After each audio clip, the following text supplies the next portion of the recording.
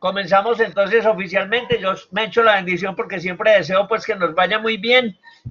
Al comenzar entonces esta videoconferencia, que repito, intento que sea una síntesis formativa para ustedes de todos los contenidos fundamentales trazados a través de los planteamientos de Aristóteles, de Kant y de manera muy especial ahora en los contenidos que nos acercan y familiarizan con la ética profesional contemporánea en las reflexiones de Fernando Savater y Adela Cortina. Tengan ustedes en cuenta que cuando hablamos de Fernando Savater y Adela Cortina, estamos hablando de los dos más grandes exponentes de la ética a nivel mundial en los tiempos actuales. Y es muy curioso que aunque Fernando Savater y Adela Cortina son europeos y en concreto son españoles, han comulgado y de alguna manera han asumido todo el espíritu del pensamiento latinoamericano. Entonces, a través de sus escritos, de sus reflexiones, continuamente están volviendo sobre nuestra realidad y sobre nuestra problemática de Latinoamérica en general, e incluso ellos han sido muy cercanos a Colombia. Algunos de ustedes se habrán dado cuenta que hace ya casi un mes Adela Cortina participó en una entrevista especial a nivel del periódico El Colombiano, que de hecho yo les di a ustedes la posibilidad de que quienes quisieran hacer ese trabajo extraordinario lo realizaran. Y tengo que agradecer mucho, mucho, mucho a los estudiantes de distancia en ese compromiso, en esa responsabilidad, porque incluso frente a este trabajo extraordinario, más allá de la nota que les daba como nota suplementaria, me alegró mucho ver que hubo incluso una participación superior y mejor de los estudiantes de distancia que de los estudiantes a nivel presencial. Les recuerdo entonces cómo vamos a dividir esta videoconferencia para que el tiempo nos rinda, porque ustedes recuerden que el tiempo es fugaz y que, como dicen los abuelos, la memoria es la capacidad del olvido. Entonces, antes de que podamos estar planteando algunas cosas, se nos habrá escapado el tiempo. Tengan la tranquilidad, traten de escuchar, como dicen los periodistas actualmente, ojos abiertos, oídos despiertos.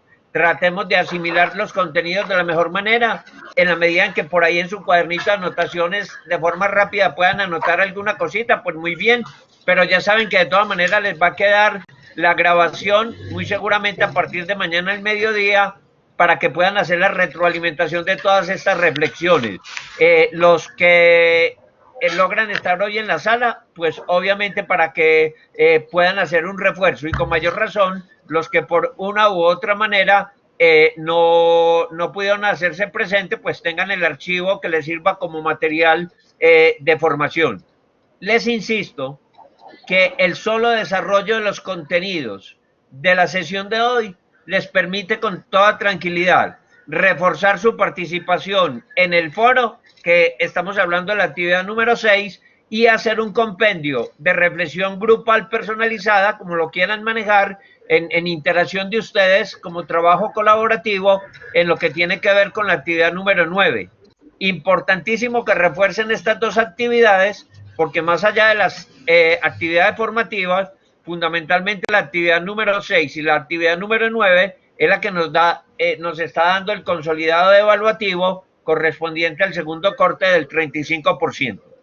Antes de arrancar oficialmente con los contenidos de la videoconferencia, de una manera rápida, saludo nuevamente, y con mi saludo estoy agradeciendo su disciplina, su responsabilidad, su estudio y su esfuerzo de participación, de Andrea Echeverry, Claudia Bustamante, Claudia Milena Velázquez, Elizabeth Zapata Gil, Isabel Franco Colorado, Jennifer Montoya, Jennifer Tuberquia, Jennifer Juliana Incapié, Kelly Vanessa López Chaverra, Lady Joana Quintero, Laura María Pérez, saludos a Lady, que me dejó por ahí el apellido embolatado, Lilet Carolina Narváez, a Marcela Castaño, a Mónica Raigosa, a Verónica María Cardona.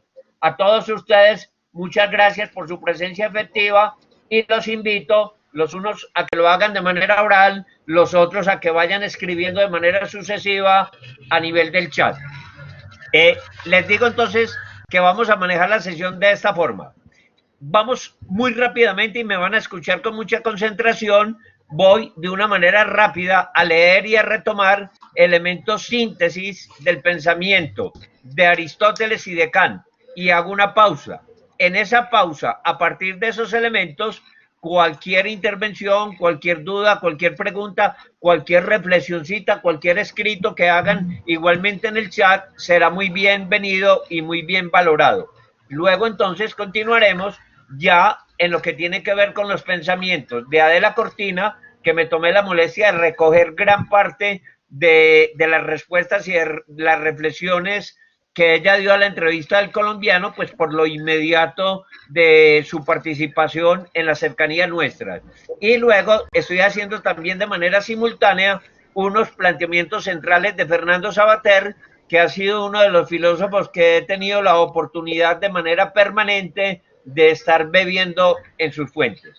Entonces, comenzamos. Consideraciones ético-filosóficas de Aristóteles y Kant. Igualmente, reflexiones de Savater y de Adela Cortina. Vamos entonces primero con algunas consideraciones importantísimas en torno al pensamiento de Aristóteles. Recuerden que cuando hablamos de Aristóteles estamos hablando igualmente de toda la filosofía clásica, porque nosotros no podemos desconectar, por eso se les ha llamado el triángulo de oro de la filosofía, a Sócrates, a Platón y a Aristóteles. E igualmente se considera especialmente desde lo que se ha denominado la cultura occidental, que ellos son los grandes pensadores en torno a los cuales nosotros hemos edificado todo nuestro pensamiento humano. La ética aristotélica es básicamente una teoría de la virtud, llamando virtudes intelectuales o dianoéticas a la perfección de la parte intelectual de nuestra alma. La virtud es un poder, una fuerza, una capacidad que posee el hombre para buscar el bien. Su plenitud, la perfección en todos los campos, y la felicidad consistirá, por lo tanto, en actuar en conformidad con la función propia del hombre, en llevar una vida virtuosa. Es decir, que desde los filósofos de la antigüedad, la gran meta y el gran horizonte para todos y cada uno de nosotros dentro de la formación ética es el hacernos personas virtuosas. Pero debemos tener claro que el concepto de virtud en la antigüedad traduce verdad. Nosotros somos virtuosos en la medida en que nos hacemos amantes de la verdad. Y hacernos amantes de la felicidad, de la verdad, es poder conquistar la felicidad. Entonces, conclusión, desde la perspectiva de los pensadores de la antigüedad, ¿qué nos puede hacer felices? Ser constructores de la verdad. Y entonces podríamos hacernos la pregunta a cada uno de nosotros, ¿y cómo somos constructores de la verdad? Cada uno de ustedes lo está haciendo en este momento en la medida en que está estudiando, en que se está profesionalizando y en que con mucha responsabilidad y seguramente con muchísimo sacrificio económico, familiar, de tiempos, de traslados y demás, está tratando de dar todo lo mejor. Se tiene en cuenta la consecuencia de las actitudes y los actos, de las acciones y de todos los comportamientos humanos. Todo lo que lleve al logro de su bien o de su fin será una acción buena del hombre. Y la felicidad es el bien supremo o el fin supremo al cual se debe dirigir todas nuestras actuaciones humanas. Para Aristóteles, y repito, cuando hablamos de Aristóteles en general, todos los filósofos de la antigüedad, el bien de cada persona debe contribuir a incidir de la mejor manera en el desarrollo de la comunidad, preocupándose a su vez por todas las formas del razonamiento humano, en tanto coayudan al bienestar colectivo y al progreso humano. Y acá entonces, dos elementos importantísimos. Vayan reteniendo todas estas ideas para que enseguida ustedes mismos hagan la retroalimentación. Constructores de la verdad, buscadores de la felicidad. ¿A través de qué? A través del ejercicio del razonamiento humano. El razonamiento humano no es otra cosa que ser acumuladores de conocimiento y productores de pensamiento. A través del estudio en la universidad, nosotros vamos acumulando permanentemente conocimientos, pero no nos podemos quedar ahí.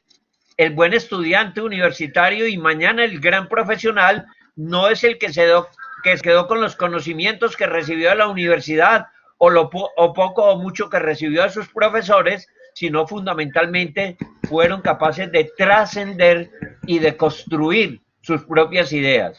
Ustedes no se pueden quedar ni en los textos, ni en los documentos, ni en los escritos de los pensadores, de los filósofos o de sus profesores.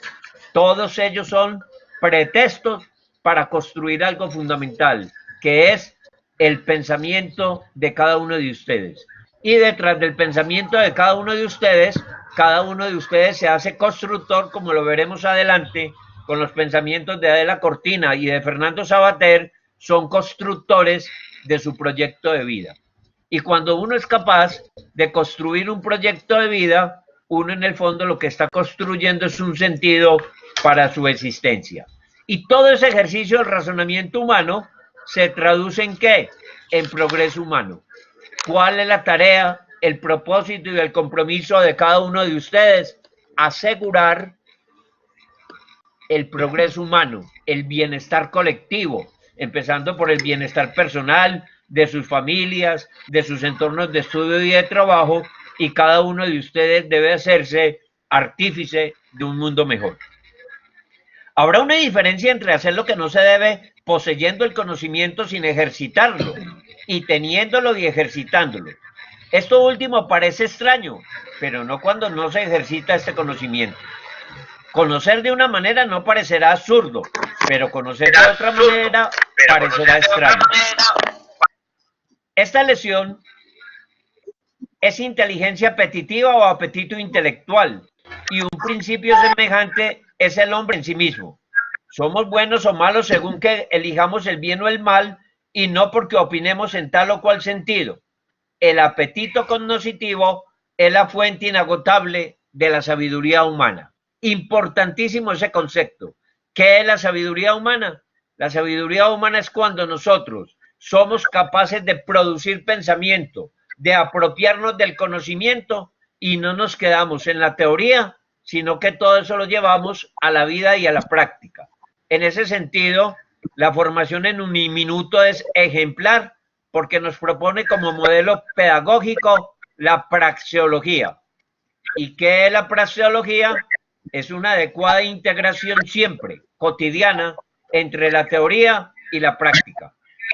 Ustedes me pueden preguntar, profe, ¿y qué es lo más importante que nosotros podamos asegurar? Y yo inmediatamente les diría, lo más importante que nosotros podemos asegurar es tener siempre apetito cognoscitivo, es decir, tener hambre de conocimiento y que nunca nos falte ese alimento, el conocimiento, el pensamiento, el saber, el deseo de crecer humana y profesionalmente, porque eso nos va a permitir progresar cada uno de nosotros y progresar todos los que están a nuestro alrededor. La felicidad, nos plantea Aristóteles, no es un bien en sí del que se parte, sino que es un proceso que parte o inicia desde abajo, de la vida misma, de las manifestaciones humanas y se hace producto significativo de la misma existencia humana. Cuando nosotros buscamos conquistar el tesoro de la felicidad, no estamos haciendo otra cosa que intentando diariamente darle profundo sentido a nuestra existencia, aún en medio de los sacrificios, aún en medio de las dificultades. Ojalá a cada uno de ustedes nunca se les olvide esta expresión. Hay que saber disfrutar el agridulce de la existencia humana. Repito, hay que saber disfrutar el agridulce de la existencia humana. Es decir, la vida tiene de todo. La vida tiene momentos alegres, tiene momentos difíciles, tiene momentos de tristeza. La vida nos golpea y sin embargo al paso del tiempo lo que más le agradecemos a la vida es los golpes con que nos ha marcado, porque nos ha hecho madurar, porque nos ha hecho crecer. El objeto de la deliberación y de la elección es el mismo, salvo que el de la elección es algo ya determinado, puesto que lo juzgado por la deliberación es lo que se elige, en la cual la prudencia es un hábito práctico y verdadero, acompañado de razón, con relación a los bienes humanos, y el deseo es el principio de la acción. A este le sigue el de la deliberación, que lleva a su vez a la elección. Una vez esta elección se hace, se sigue como consecuencia el acto moral. Por ello se nos dirá que el hombre es combinación de deseo y razón, en todo sentido y dirección. Ahí se nos está planteando una cosa importantísima, y es que parte de la sabiduría humana es crecer en la prudencia. Y que la prudencia, que es un valor de profunda formación ética, es saber descubrir y sobrellevar los ritmos de la vida. Es tener la capacidad de enfrentar maduramente los altos y los bajos de la existencia. Yo nunca me canso de decirle a los estudiantes, también a mis hijos, que la vida es una montaña rusa. Hoy estamos arriba, mañana nos tocará estar abajo y no podemos perder la esperanza porque en cualquier momento nos tocará volver a estar arriba. Yo siempre recuerdo la expresión de un amigo mío que siempre decía, ojalá para nosotros haya un nuevo domingo, porque normalmente los domingos es el día de fiesta. Entonces, cuando uno dice, ojalá para nosotros haya un nuevo domingo, estamos guardando la esperanza y la ilusión de que a todos nosotros nos lleguen mejores tiempos. Y miren eso tan importante con lo que concluyo las ideas centrales de Aristóteles y de los clásicos de la filosofía. El ser humano como un punto de relación y equilibrio entre el deseo y la razón. Nosotros tenemos que reivindicar el deseo. Bastaría hablar solo de nuestro campo de vida afectiva. Pero también el deseo tiene que ir de la mano de la razón. Imagínense en la vida de cada uno de nosotros si solamente viviéramos en función del deseo y del placer, fácilmente nos iríamos a un precipicio. Pero también horrible si viviéramos solamente en función del razonamiento, del cálculo, de la frialdad de los conocimientos, donde quedaría pues toda nuestra sensibilidad humana. Bueno, hacemos una primera pausa rápida a ver si frente a todos estos primeros planteamientos que de alguna manera nos retoma Aristóteles y los clásicos de la filosofía e intentándolo aplicar a lo que han ido aprendiendo y a las circunstancias de su vida, alguna o alguno de los presentes quisiera participar o escribir alguna reflexioncita. A ver, Carolina, que por allá levantó la mano para participar. Carolina Arenas. Profe, hola. Hola. Profe, lo que pasa es que yo me conecté tarde porque no había podido, porque no me daba. Yo le quiero, ahí un paréntesis, preguntar en qué momento vamos a mirar lo del trabajo y eso, que tengo mucha duda con eso. Carolina, que me haya salido contexto. Toda tranquilidad, no se amarren por las documentaciones del aula virtual, sino que aprovechan todos estos contenidos y la grabación, y a partir de los contenidos y de la grabación, en función de las reflexiones que estoy haciendo, hagan su propio trabajito colectivo con la interacción de cada uno, que recuerden que la actividad 6 es la participación individual en el foro y la actividad 9 es la producción documental en conjunto. Entonces, no se angustien ni se estresen con eso. Con los solos elementos y contenidos que estoy manejando en esta videoconferencia, tienen de sobra para hacer una reflexión de parte de ustedes muy valiosa, además ya de todos los elementos que el curso les ha ido dando. O sea que no entendí. Qué pena, sí, pero no, o sea, miro de esta forma, no entiendo qué es lo que debo hacer en esa actividad, perdónenme, profe, pero no entendí. Sí, tranquila, Carolina. Sí, esté muy pendiente de los contenidos de la grabación, y con los contenidos de la grabación, casi que como estuviera haciendo usted una profundización reflexiva de esos contenidos, con los solos contenidos de la grabación a nivel de equipo, montan el documentico Word, que fundamentalmente es una reflexión de profundización, y ese documento Word que monten es el que yo les valoro dentro de la actividad número 9. Profesor. Sí, cuénteme. Levanta la mano por allá, Claudia Bustamante. A ver, Claudia. Bueno, profe, con respecto a la actividad que estamos en estos momentos, o sea, según lo que él está informando, o sea, es que prácticamente estamos tomando como la ética, pero como más como disciplina, no sabiendo que no es la disciplina, sino el ser como tal, y la libertad.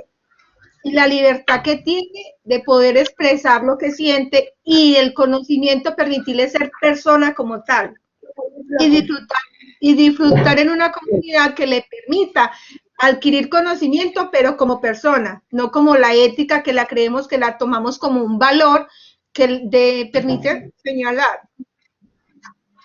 Es que eso es precisamente lo más importante, hija, y es que nosotros seamos capaces de trascender de un escenario puramente teórico, conceptual, que hay veces incluso se hace demasiado denso, porque todas las documentaciones a nivel de la construcción filosófica suelen ser muy pesadas, por no decir metafóricamente muy ladrilluda, que si le tiran a uno con ella lo descalabran, y el deseo es que uno sea capaz de trascender a una reflexión ética que toque más con nuestra vida, con nuestra cotidianidad, que de alguna manera estos elementos que ustedes reciban de formación ética sean unas herramientas que les sirvan para darle sentido y significación a sus luchas cotidianas. Ahorita lo vamos a ver con los pensamientos de Fernando Savater y de Adela Cortina, cómo fundamentalmente lo que ellos están planteando es eso. Dejemos de lado tanto discurso, tanta teoría e intentemos recapitular lo vital que es la vida de cada uno de ustedes. Laura Pérez, cuéntenos. Profe. Laura. Sí. Profe, buenas noches. Sí, Laura. Bueno, quería compartir también, pues aparte de toda la reflexión que se saca de Aristóteles, de Kant, de Fernando, de Adela, hace poco terminé un libro que se llama El hombre más rico de Babilonia. Se asemeja mucho a lo que está hablando Aristóteles en busca de la Perdón, felicidad. Laura, recuérdenos el autor para que todos los demás lo sepan. Claro que sí, es Jorge Clarkson. Exacto. Jorge Clarkson. Y cuéntenos cuál fue el mensaje que le quedó más claro de ese texto a nivel de la ruta de la formación ética y humana. Bueno, a eso era lo que iba a relacionar pues como el libro en relación a lo que estamos viendo. El hombre más rico de Babilonia es una persona que emprende un viaje en el camino de la vida por muchos lugares buscando ese tesoro enorme que lo iba a llenar a él de gratificación y se da cuenta que el tesoro más grande que tiene es el mismo, es ser feliz, es encontrar su propia felicidad, descubrirse como persona y entender que no se necesita de algo material para poder tener ese equilibrio en la vida de lo que hablábamos ahorita, del punto de equilibrio de un deseo y una razón, sino tener como eso en unión para poder ser feliz y para poder ser una persona íntegra. Era como básicamente... Laura, qué pena, agradezco mucho su participación y es que usted me hace recordar una de las metáforas más bonitas y más significativas que yo he recibido a nivel de mi formación. Es una de los tantos relatos que hace Anthony de Melo. Anthony de Melo yo todavía tengo la duda si ya descansa en paz o demás. Anthony de Melo, un sacerdote jesuita que a través de procesos formativos intenta de alguna manera dar mensajes de significación para la vida de la gente. Y en alguna ocasión, cuenta Anthony de Melo, él siempre hace metáforas a través de la relación del maestro y el alumno. Y les voy a contar rápidamente dos metáforas de Anthony de Melo que nos pueden sintetizar de una manera vital lo que es la dimensión y el motor de la ética como transformadores de nuestra vida. Cuenta Anthony de Melo, muy en la línea de lo que estabas planteando, que en alguna ocasión el alumno iba a nivel del pueblo desesperado, montado en un burrito, corriendo por todos los lugares, por todas las esquinas del poblado y gritaba a la gente y a los contertulios del pueblo, les gritaba que dónde estaba la felicidad, que dónde estaba la felicidad y la gente lo señalaba a él y la gente lo señalaba y aquel discípulo no entendía la cosa y se iba buscando y seguía cada vez haciendo correr mucho más el asnito por todas las callejuelas de ese pueblo. Hasta que en una de esas calles, en medio de su desesperación, se encontró con el maestro. Y claro, como había una relación de más confianza con el maestro, casi que increpándole y gritándole, le preguntó al maestro como reclamándole desesperado que porque había estado buscando la felicidad por todas las callejuelas, entiendas esas callejuelas por los caminos de la vida y que no podía encontrar la felicidad. Y el maestro le contestó sabiamente, mira que estás encima de la felicidad, porque aquel burrito se llamaba felicidad. Pero obviamente la moraleja es que la mayoría de nosotros cabalgamos sobre la felicidad. Es decir, tenemos la felicidad en nosotros mismos, pero estamos enceguecidos, no somos capaces de mirar más allá y muchas veces dejamos perder lo más valioso y la mayor riqueza que tenemos, que es lo que nos habita, que es las personas con las que nos relacionamos, que es incluso para quienes viven el trasfondo de la formación religiosa, lo que es esa relación cotidiana con Dios. Yo siempre le digo a los estudiantes y de manera especial a mis hijos, cuando nosotros nacemos, nosotros tenemos dos grandes columnas sobre las cuales sostenernos, que es Dios y la familia. Dios y la familia, para poder andar siempre seguros por los caminos de la vida. Y por mucho que andemos, y por muchas aventuras y desventuras que vivamos, y hay veces incluso acertada, otras veces equivocadamente, ponemos nuestra confianza en las cosas materiales, ponemos la confianza en otras personas, en las que llamamos los amigos, que hoy en día los muchachos llaman los parceros y demás, y resulta que el tiempo de la vida va pasando aceleradamente y llega un momento en que nos quedamos solos y no nos quedamos sino con aquello con que comenzamos, Dios y la familia. Y atención, hay veces ni con Dios ni con la familia. Lo uno, porque muchas veces a través de nuestras aventuras y desventuras nos hemos encargado de perder y de destruir la familia. Y otras veces, aunque Dios es el amigo que nunca falla y nos ha prometido que siempre estará junto a nosotros, y hay ocasiones en el desierto de la vida en que no alcanzamos a ver sino un par de huellas. No son las huellas nuestras, son las huellas de Dios, porque Dios va cargándonos por el desierto de la vida. Pero claro, como somos tan egoístas y como somos tan orgullosos, resulta que ni siquiera al momento final de nuestra vida somos capaces de reconocer el rostro de Dios, porque a lo largo de la vida no fuimos capaces de mirarnos cara a cara con Él. Pero bueno, eso como dos elementos de formación humana y de formación cristiana. Y les decía que les iba a contar otra anécdota hermosísima de Anthony de Melo. Dicen que en alguna ocasión el maestro invitó al taller a su discípulo para que viera el hermoso caballo que tenía en su sala como artista, como escultor.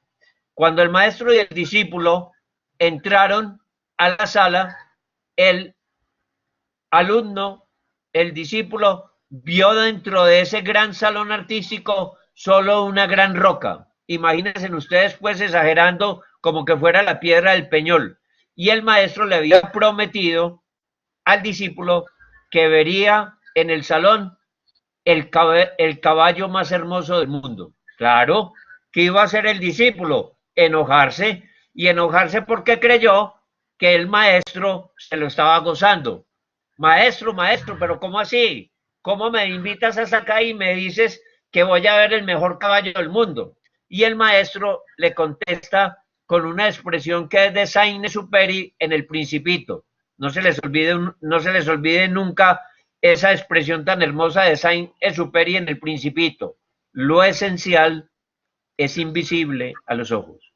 Lo esencial es invisible a los ojos. O sea que nosotros tenemos que aprender a ver más allá de las cosas aparentes y no pasarnos la vida juzgando sin conocer en profundidad a los demás. El maestro entonces le dice nuevamente al discípulo que aprenda a ver la realidad y que aprenda a ver que ahí hay un hermoso caballo. Claro, el discípulo se va enfureciendo y para intentar calmarlo, el maestro coge el cincel y la almadana y empieza a trabajar aquella gran roca en el salón. Al paso de unas horas y al paso de unos días, hay dentro de ese salón artístico, en aquello que era una roca tosca, el caballo más hermoso del mundo. Y ese mensaje entonces nos tiene que hacer a nosotros ver de una manera diferente la vida, y esa es la intención de la formación ética, que nosotros seamos escultores de la vida y aun de las circunstancias más rocosas seamos capaces de ser artífices de las obras más bonitas, más valiosas, más significativas. Por eso yo siempre le digo a los estudiantes y sobre todo a aquellos con quienes tengo la posibilidad de interactuar semana a semana en las clases presenciales, la ética, más que un curso teórico, en la ética debería estar siempre matriculada en la universidad de la vida. Cada uno de ustedes está matriculado en 2 universidades. En la universidad del libro, que es esta que están haciendo con mucho sacrificio de manera presencial o a distancia a través de Uniminuto, y la otra universidad a la que nunca deben dejar de asistir, que es la universidad de la vida, donde construimos nuestro proyecto de vida y donde le damos sentido a nuestra existencia. A ver rápidamente 1 o 2 participaciones más para que podamos seguir con la parte conceptual. Escuchamos a Claudia Patricia Cataño. A ver, Claudia. Claudia. Claudia. A ver, Claudia. Por allá la veo, pero todavía no suelta la lengua. Claudia, fíjese a ver si es que no le está funcionando el audio allá de su equipo. Claudia, por amor de Dios. Bueno, entonces nos toca seguir a ver si alguien más va a participar en el audio. ¿Alguien más que vaya a participar en el audio?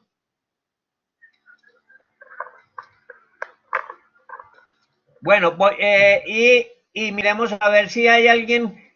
Por acá nos escribe Lile Carolina. Siempre pensamos que la felicidad está en alguna cosa, objeto, persona, que la encontramos en ella, pero la felicidad está dentro de nosotros. Nosotros somos quienes decidimos si somos felices. Y nos escribe que Libanesa López. Creo que es muy importante adicionar que para poder aportar a nuestra sociedad es necesario estar en paz con nosotros mismos, educarnos y ser capaz de construir unas bases sólidas de valores y principios. Así podemos aportar positivamente a nuestra sociedad. Muy importante esa conexión que nos hace Kelly entre esta reflexión de la felicidad y el sentido de la vida con la paz, mucho más cuando nosotros no podemos darle la espalda a toda esta temática histórica en Colombia de los acuerdos de paz. Pero siempre debemos tener presente que más allá de lo que se haga a nivel de Estado, de sociedad y de cultura, nosotros somos semilleros de paz.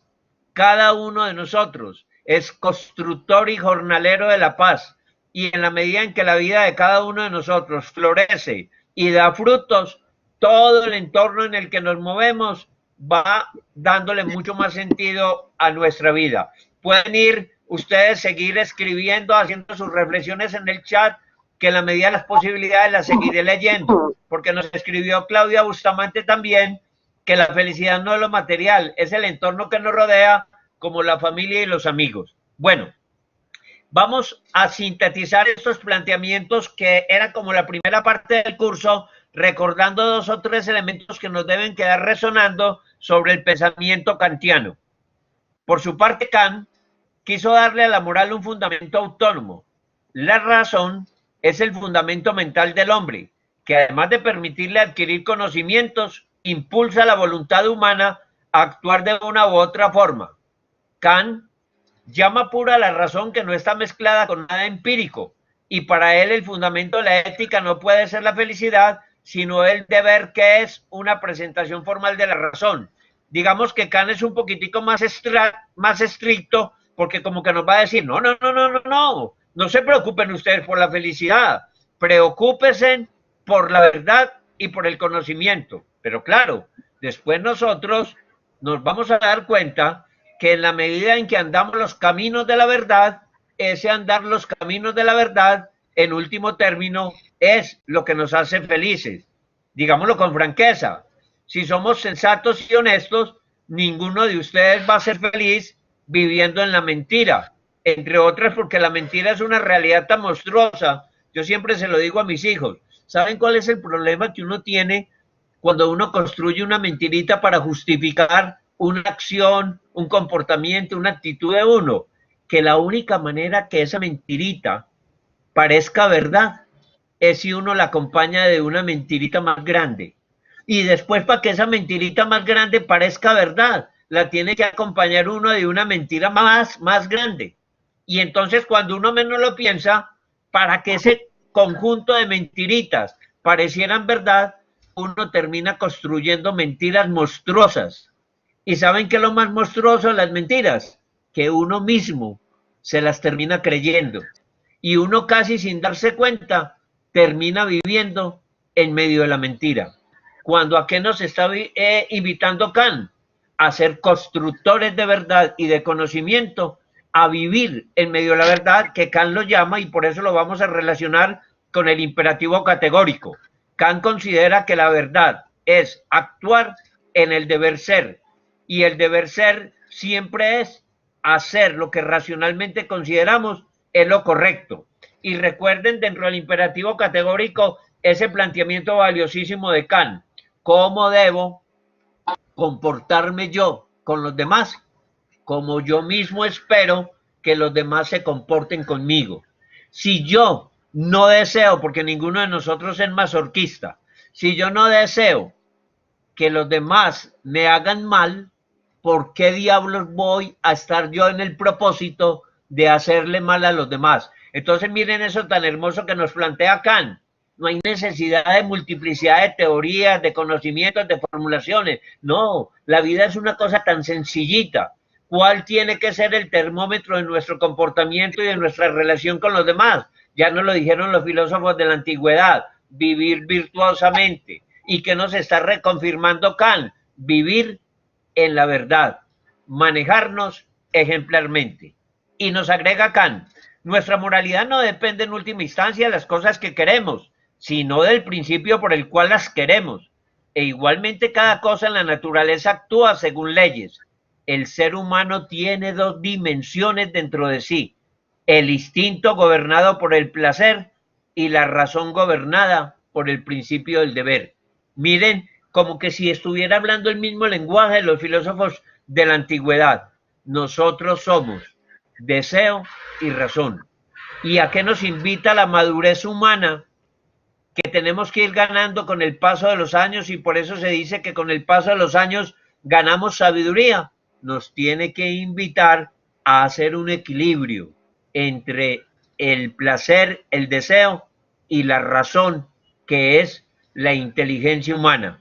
Porque si no, nos vamos a pasar toda la vida siendo desequilibrados.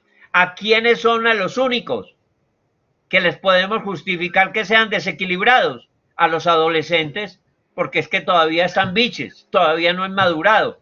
Pero nosotros que ya pintamos canas, nos vamos a pasar toda la vida siendo inmaduros, siendo desequilibrados, no siendo consecuentes entre lo que pensamos y lo que vivimos. La adultez humana es tener la capacidad de ir haciendo una relación vital entre lo que pensamos, lo que vivimos, lo que sentimos, lo que deseamos.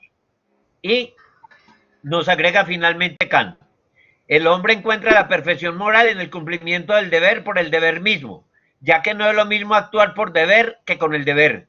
Solo un ser racional tiene la capacidad de obrar según la representación de las leyes. Obrar según principios, o lo que es lo mismo, poseer una voluntad de razonamiento y de acción vital.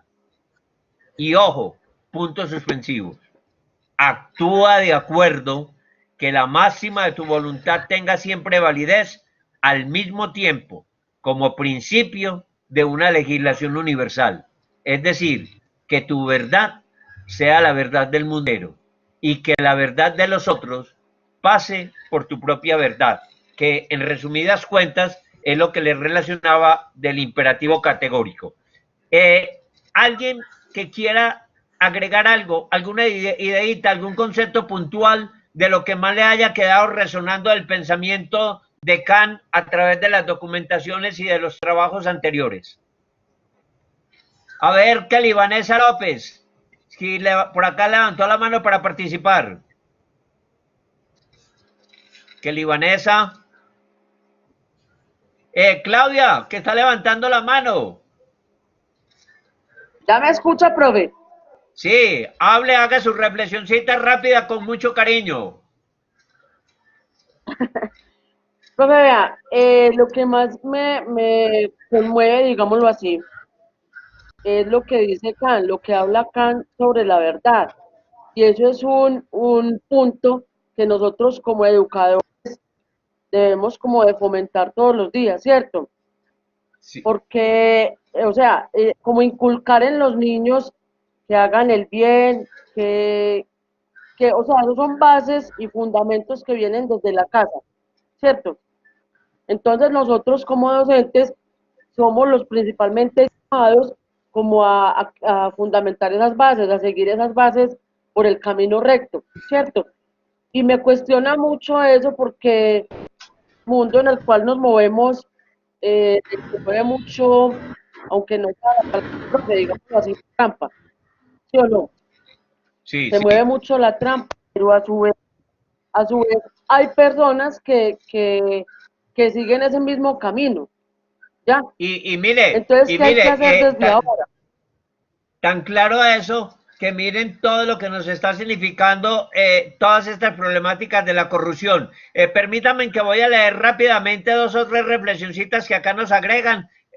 Nos plantea Silvia Patricia Marín, pienso que muchas veces el deber no es lo que nos rige, sino nuestro instinto y percepción frente a la situación en que nos encontramos. Y si bien es cierto que el instinto es muy importante, recuerden que el instinto va de la mano de la malicia indígena y es lo que también denominamos sabiduría popular. De todas formas, tenemos que ser muy cuidadosos porque si nosotros dejamos regir nuestra vida solamente por los instintos, piensen solamente en el campo sexual. ¿Qué tal que nosotros fuéramos como los animalitos, solamente de manera desenfrenada viviendo nuestra sexualidad? Pues hombre, además de llenarnos de criaturas, seríamos enteramente irresponsables con nuestro cuerpo y con nuestras relaciones humanas. Nos plantea por acá Marcela Castaño que Kant afirma que el fundamento de la ética no puede ser la felicidad, sino el deber, que es una representación formal de la razón, pero de todas maneras ya lo dije, entiéndase bien que lo que se busca es fortalecer la razón, pero que si vamos por el camino de la razón y de la verdad, necesariamente iremos a la conquista de la propia felicidad. Y nos plantea por acá Claudia Patricia Cataño, el hombre es un ser en constante conocimiento y razonamiento. Bueno, yo les voy a pedir un favor bien grande porque el tiempo vuela. Y como los elementos de Fernando Sabater y Adela Cortina son esenciales para esa reflexioncita que hagan en función de la actividad número 9, entonces me van a permitir que yo voy a releer de una manera pausada y puntual las reflexioncitas y elementos síntesis que les tenía de Fernando Sabater y Adela Cortina. Y si al final hay la posibilidad de hacer alguna participación más, lo haremos, porque me parece que lo importante es que ustedes tengan estos insumos. Yo incluso voy a ver si antes de que se nos cierre el curso puedo programar una videoconferencia final que sea ya mucho más dialogada, más de tertulia, más de compartir, donde cada uno de ustedes pueda, a manera de anécdotas, de vivencias, de experiencia, contar todo lo que les ha dejado la construcción de este curso. Entonces, muy atentos, por favor, a estas reflexioncitas puntuales que les dejo de Adela Cortina y de Fernando Sabater. Voy interactuando los planteamientos del uno y del otro. Toda tarea formativa debe ser necesariamente un ejercicio de repensarnos cotidianamente la realidad en que vivimos como librepensadores, comprometidos con la transformación social y la generación de un hombre nuevo, propiciando la ruptura frente al status quo, el orden social establecido. Ahí les insisto en dos elementicos. Fernando Sabater nos plantea que el reto fundamental de cada uno de nosotros y la manera de ser fieles a nosotros mismos es cuando nos convertimos en verdaderos librepensadores, es decir, en seres capaces de construir conocimiento y pensamiento por la cultura que hemos recibido, por la educación en la que nos hemos comprometido, sin tener que estar pensando en que somos esclavos o servidores del pensamiento de otros, porque cada uno de nosotros, antes de serle fiel a alguien, siempre, siempre, siempre le tenemos que ser fieles a nosotros mismos. La vida a usted le puede perdonar incluso la infidelidad con los otros. Lo que la vida nunca le podrá perdonar es que usted sea infiel con usted mismo, con sus ideas, con sus pensamientos, con sus sentimientos. Y esto que plantea Fernando Savater, de que la formación ética y filosófica nos debe llevar a la ruptura del status quo. El status quo es el orden social establecido, que defiende especialmente el Estado y que es una tentación a aceptar que las cosas que vivimos son el estado ideal y que las cosas están bien. Entonces, en un país como el nuestro, lleno de tantas problemáticas sociales, el Estado y los aparatos ideológicos del Estado, que muchas veces puede ser la educación y la misma religión, nos están diciendo que seamos conformistas, que aceptemos que las cosas son así, que le demos gracias a Dios porque somos pobres. No, la formación ética y filosófica siempre tiene que ser cuestionadora, siempre tiene que ser interrogadora, es de carácter revolucionaria, porque nos hace sacudirnos y movernos intentando transformar y mejorar este mundo en que vivimos. Es responsabilidad de la ética humanista y de su reflexionar filosófico el hacerse permanente generador de cuestionamientos, de discernimientos personales y colectivizados en búsqueda de la verdad y en un afán vital por comprender y transformar la realidad y sus dimensionamientos profesionales, sociales y culturales. Ustedes me podrían preguntar, profe Jorge, ¿y cuál es la clave de que nosotros sí estemos recibiendo una formación ética adecuada? Yo inmediatamente les diría que ustedes sean cuestionadores, que ustedes sean reflexivos, que ustedes sean profundos, en un lenguaje sencillito, que no traguen entero. Lo peor que le puede pasar a un estudiante universitario después de haber pasado varios años por la universidad es que siga siendo tan ingenuo, y yo más me atrevería a decir con todo respeto, tan ignorante, que se trague los cuentos enteros y no sea capaz de estar señalando permanentemente en búsqueda de la verdad. Y mucho cuidado lo que se nos va a plantear. Planteamientos de la ética contemporánea en correlación obligante con los contenidos de la justicia, de la felicidad, del medio ambiente, de la equidad, del género, de emprendimiento, de vida empresarial. Entonces, ustedes me pueden decir, profe, y todos esos temas tienen que ver con la ética. Y yo les diría, es que la ética tiene que ver con todo. Por eso es que es tan importante la formación ética. Y entonces viene este planteamiento también de Fernando Savater y de la Cortina. La ética como puente comunicador entre la felicidad y la justicia. La primera en tanto que realizadora del hombre. La segunda en tanto que potencializadora y sustrato vital de la sociedad y de la cultura. Y Adela Cortina, en esa entrevista para El Colombiano, decía una cosa importantísima. La felicidad y la justicia son las dos grandes columnas sobre las que edificamos el sentido de nuestra vida. La felicidad es mi responsabilidad porque la construyo hacia el interior de mi vida.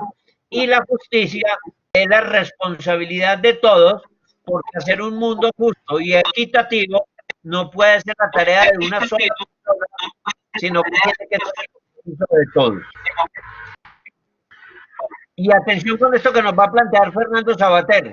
Consecuentemente con ello, digamos que la ética es sencillamente hablando una reflexión cotidiana sobre el ser y el quehacer del hombre, en su contexto histórico y sociocultural, lo que involucra su cotidianidad profesional, buscando resignificar la existencia humana. Importantísimo esto que nos plantea Fernando Savater. La ética es un ejercicio permanente entre el ser y el quehacer humano. ¿Qué es el ser? Somos lo que somos. ¿Qué es el quehacer? Es lo que hacemos. O sea que la ética es una reflexión continua que nos está preguntando por nuestra identidad y a la vez nos está poniendo en relación nuestro ser, es decir, con nuestra formación profesional y con nuestra actividad laboral. Y miren lo que nos va a plantear Fernando Savater. ¿Quién soy yo? ¿Qué hago yo? ¿Cuál es mi proyecto de vida? Afirmación filosófica de la otredad. Los otros, los demás, como espejo obligado de reconocimiento y redescubrimiento de mi propia identidad y consecuentemente de mi proyecto de vida.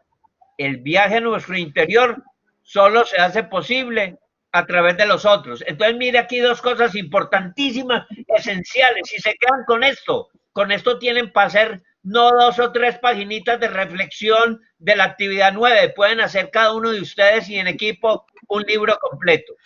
¿A qué se resume? ¿A qué se reduce toda la reflexión ética? A un proceso de trabajo personal en lo que tiene que ver con el proyecto de vida. Si yo logro construir e identificar con claridad mi proyecto de vida, estoy dando respuesta al sentido pleno de mi existencia. Pero además, Fernando Savater y los filósofos contemporáneos, yo también soy de esa escuela, consideramos que la única posibilidad de la realización personal es a través de los otros. Es decir, que los otros se convierten en el camino único posible para llegar a mi propia realización. Entonces, ¿a qué nos está invitando la ética? A descubrir en profundidad nuestro interior. Pero resulta que descubrir nuestro interior en profundidad nos obliga a caminar hacia los demás. Es decir, a comprometernos con los demás, a relacionarnos con los demás. Y mira, se nos va a agregar. La ética genera caminos de realización humana y de sensibilización personal, cargando de sentido la existencia. El pensamiento ético como ejercicio de confrontación. Recuerden que confrontar, ¿qué es? Cuestionar, interrogar a nosotros mismos y a los demás, al individualismo en el plano personal y a la sociedad consumista, y el influjo desorbitante de los medios de comunicación y de las redes sociales en el ámbito colectivo. Y mucho cuidado con este planteamiento de Fernando Savater, que es ejemplar. Perspectiva de una lógica argumentativa, posibilitando desde el ámbito de lo ético la oportunidad vital de elegir la buena vida humana, asegurándose mediante el ejercicio consciente de la educación el ser más y mejor persona. Miren, este es el lema que yo siempre le he enseñado a mis hijos y los he invitado a que vivan y conquisten la vida de esa manera. Para mí, mis hijos, más que tener grandes trabajos, más que tener plata, más que tener muchos títulos, a mí me importa que ellos día a día de su vida puedan ser más y mejor personas. Es decir, que sean buena gente. Porque cuando uno es buena gente, todo lo demás, todas las dificultades y problemas de la vida, de alguna manera logramos salir adelante. Y nos plantea Adela Cortina en esa dirección una ética dialógica. Es decir, que es necesario que nos formemos en interacción permanente con los demás a través del diálogo. Y por eso, fundamento esencial de la ética es la comunicación humana. Y si ustedes me dicen, en desarrollo de la ética, ¿cuál es el problema central? Miren, el problema central de la humanidad en el día de hoy no es ni siquiera el conocimiento. El problema central de hoy a nivel de los seres humanos es la comunicación, la manera como nos relacionamos, la manera como nos entendemos, la manera como interactuamos. Y miren esta gran contradicción, que esta sola contradicción que les voy a plantear podría ser la tesis sobre la que cada uno y cada equipo desarrollara toda la reflexión del documento que tienen que subir en la actividad número 9. Miren la contradicción que vivimos. Estamos en un mundo con gran desarrollo científico y tecnológico, con grandes interacciones. Hoy podemos conectar con cualquier lugar del mundo, vivimos digitalizados a través de los computadores, a través del celular, a través de todos los recursos tecnológicos, y hoy estamos profundamente solos. Hoy estamos desconectados vitalmente de los otros. El mundo está asistiendo a una pandemia, a una gran enfermedad de depresión, porque no encontramos sentido ni razones para vivir. Tenemos un afán gigantesco por comunicarnos con quienes están en el exterior y estamos totalmente desconectados de nuestros seres queridos. A nuestro alrededor, nuestros seres queridos están cayendo en pedazos y nosotros estamos preocupados por esos que llamamos dizque nuestros nuevos mejores amigos, porque en las redes sociales a todos los desconocidos los llamamos amigos, y en nuestra vida cotidiana a nuestros hermanos, amigos y familiares se nos han convertido en completos extraños. Se nos acabó el tiempo, qué pena. Entonces rápidamente doy la posibilidad de que a través del chat escriban mensajitos de reflexión final, de agradecimiento si lo quieren, y quienes quieran hacer oralmente sus participaciones finales. Les agradezco mucho y les invito también a que con mucha responsabilidad recuerden que es un compromiso que se vence pasado mañana. Todos deben desarrollar la evaluación de desempeño docente. Valoremos profesional y humanamente a nuestros educadores, que con todas nuestras limitaciones humanas tratamos de corazón de darles lo mejor para que ustedes sigan creciendo humana y profesionalmente. De mi parte, muchas gracias, y los que quieran hablar rápidamente por ahí, que les alcancemos a escuchar. A ver quién va a participar. Profe, Sí, una preguntita. ¿Y la calificación docente la tenemos que subir en algún link o en alguna parte o simplemente desarrollar la actividad? No, pues una cosa es la actividad y la evaluación de desempeño docente. Creo que cuando ustedes abren página, inmediatamente encuentran el link que los invita a hacer la evaluación de cada uno de los cursos. Listo, profe, muchas gracias. Bueno, a ver quién más va a Profe, participar. o sea que la actividad, profe Carolina, o Sí, sea a que ver, la Carolina. actividad 7 y 9 son para este sábado. Sí, sí. Es que ahí aparecen como 5 actividades para el sábado. Entonces eso A nos mañana y tiene tarde, como no. enredados. Pero las urgentes que dejen asegurar de una vez en la actividad número 6, que es asegurar la participación en el foro, y la actividad número 9, que es grupal en la construcción del documentico de reflexión de todos estos elementos. Es un documentico de 2, 3, a lo sumo 4 páginas de archivo Word que la suben como trabajo grupal. Ok, bueno, muchas gracias, profe. Bueno, ¿alguien más que quiera participar? Que nos fuimos. Como dicen en televisión, Profe, nos fuimos, que se acabó el tiempo. Profe, la evaluación Sí. docente está en el correo. Listo, y ahí Está la en el podemos correo. hacer todos, compañeros. Sí, señor. Sí, miren bien que yo creo que les llega un correo, se les habilita un link para la evaluación de desempeño docente de cada materia, y háganlo a conciencia, pensando siempre en el servicio profesional y humano que cada uno de los docentes desea darles. Profe, ¿la Profe, calificación de la feliz noche. actividad se la pone usted o nosotros tenemos que ingresar a hacer comentarios? En lo deseable deben hacer retroalimentación en el foro de las participaciones de los demás compañeros. Recuerden que siempre es participación y retroalimentación. Profesor, muy Listo, buenas profe. noches.